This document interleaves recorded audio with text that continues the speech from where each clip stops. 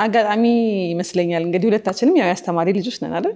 አባቴን ያሳደገኝ እኔ እናቴ በልጅነቴ ነበረ ያረፈችው እና 10 ዓመቴ ላይ አካባቢ አባቴ በጣም ምርጥ አባት ነው ያለኝ። በጣም ህይወቱን ለኔ ሰጠኝ አባት ነው ያለኝና ጓደኛም አባትም እናትም እህትም አንድ ወንድም ብቻ ነበር የነበረኝና በቃ ሁሉንም ከቨር አድርጎ በጣም በሚገርም ሁኔታ የሚገርም ሰው ነው ዳኝ ጌታነህ። በጣም በቃ ምርጥ አባትና አባቶች ሁሉ እንደዚህ ከሆኑ እናትሽን በቃ የሚያስረሳሽ። እኔ ልጅ ሆኜ በጣም ከእናቴ ጋር ኢንቲሜት ነበርኩኝና ህፃን እያለሁ ብዙም ይሄ ከአባትሽ ጋር ብዙም ግንኙነት የሌለው ልጅ አለ አይደለ? እንደዛ ነበርኩኝ።